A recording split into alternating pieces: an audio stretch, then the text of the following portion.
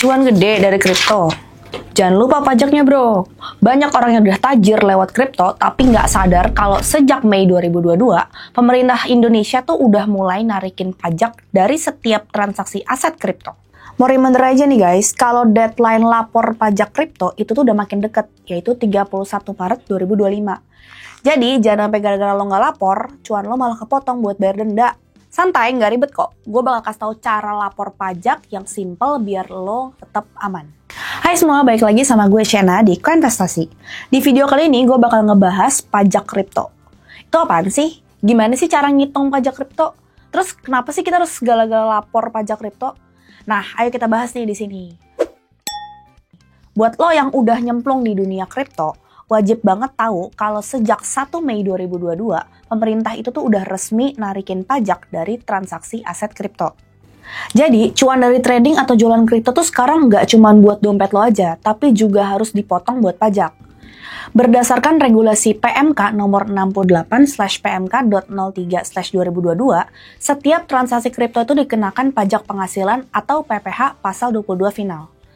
Terus, mulai Juni 2022, laporan pajaknya tuh udah harus masuk ke sistem perpajakan di Indonesia. Jadi jangan kaget, pajaknya tuh sebenarnya nggak terlalu gede kalau dibandingkan pajak bisnis yang lainnya. Tapi tetap nih, tiap lo bertransaksi aset kripto, lo kena potongan 0,11% untuk PPN, alias pajak ketika lo beli aset kripto. Dan lo bakalan kena 0,1% untuk PPh, alias pajak ketika lo menjual aset kripto.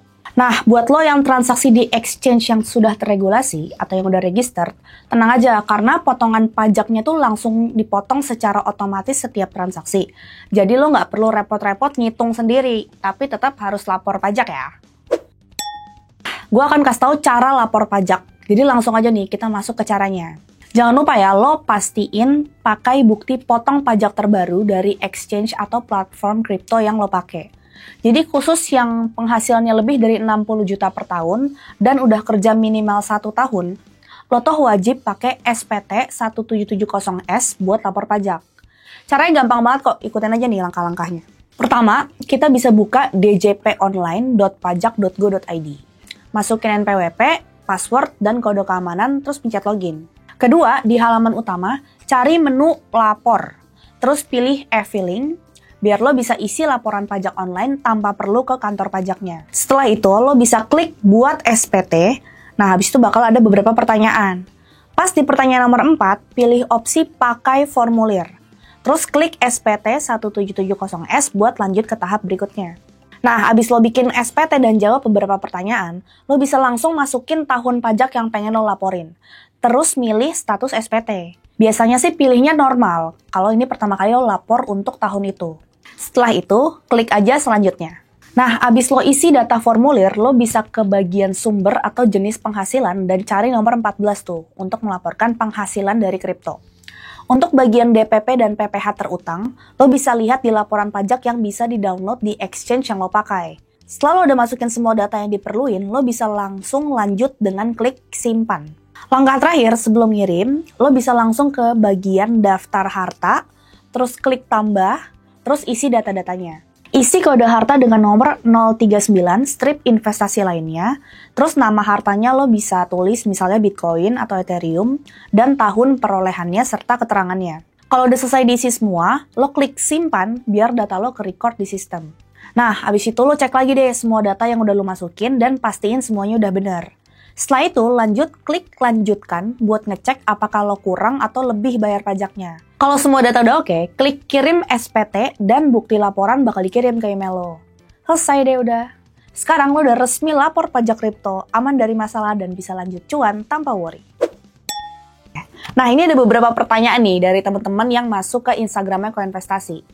Karena masih bingung, kita coba bantu jawabin ya di video ini. Pertanyaan yang pertama, berarti harus bikin NPWP ya, Min? Untuk bayar pajak kripto PPN dan PPh, lo tuh harus punya NPWP sebagai informasi login account kalian. Kalian bisa bikin NPWP secara online di situs pajak.go.id. Yang kedua nih pertanyaannya, Min, minimal punya aset berapa sih baru wajib lapor? Kalau masih under 100 juta, apakah wajib lapor? Wajib, jadi berapapun nominalnya, mau goceng, mau 1.000, mau 2.000, selama kita udah berpenghasilan dari kripto gitu ya, jadi ya wajib dilaporin pajaknya. Pertanyaan terakhir, Kalau aset yang disimpan di offline wallet atau cold wallet harus bayar pajak juga nggak, Min?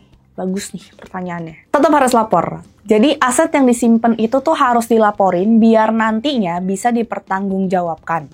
Seperti yang tadi udah dijelasin, bisa langsung dimasukin ke dalam form yang harta. Mungkin lo mikir ya kayak, siapa sih yang bakal tahu gue punya kripto? Nah, pemerintah tuh makin canggih.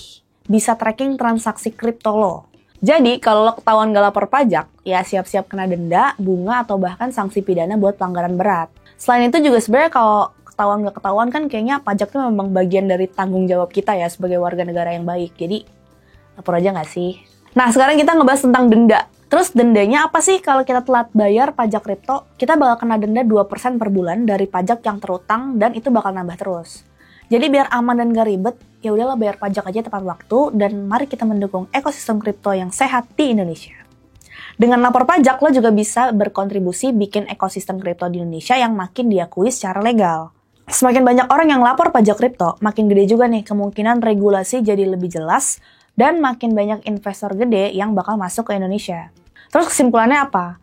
Ya kalau lo punya aset kripto, berarti lo juga wajib lapor pajak. Jangan salah, pajaknya tuh emang udah dipotong otomatis setiap transaksi ya. Jadi tuh pajak lo udah bayar. Tapi lo harus laporin pajaknya. Lo harus masukin datanya ke SPT tahunan biar semuanya tercatat secara resmi.